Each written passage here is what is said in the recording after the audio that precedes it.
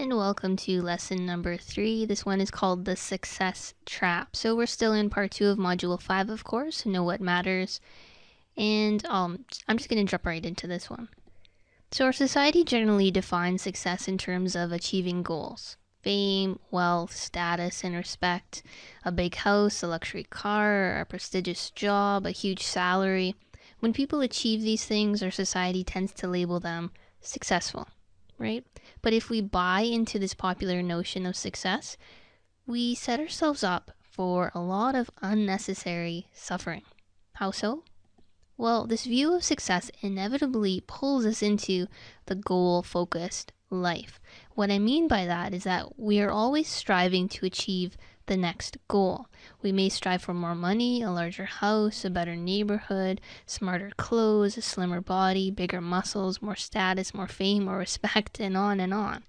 We may strive to win this game or tournament or make that sale or get that promotion or win that contract or find a more attractive partner, buy that big car, get that qualification, earn that university degree.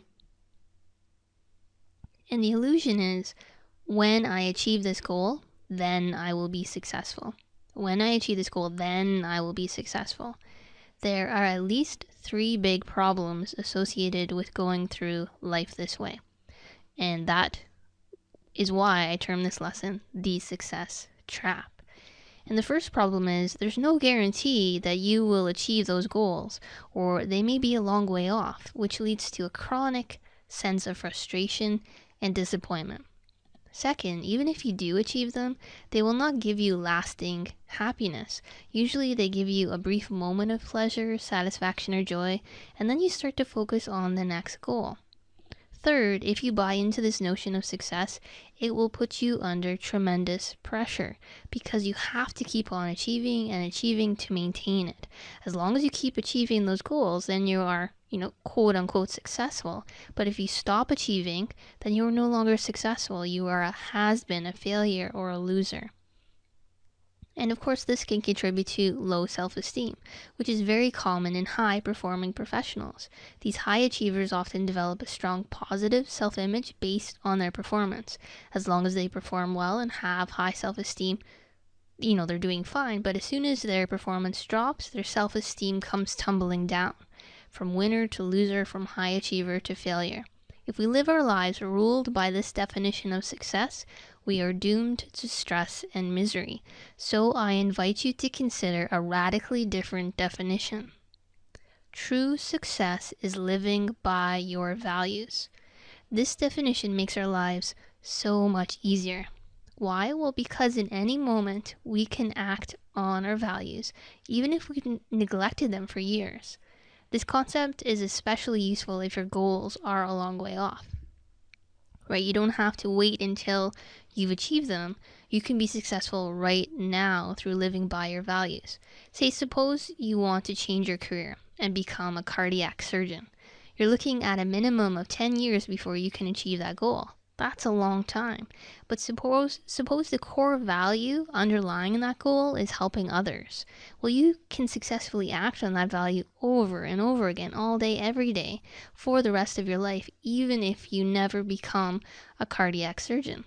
When living by our values becomes the definition of success, it means we can be successful right now. All we need to do is act on our values. As Albert Einstein said, try not to become a man of success, but rather try to become a man of value. Helen Keller put it this way. She said, I long to accomplish a great and noble task, but it is my chief duty to accomplish small tasks as if they were great and noble.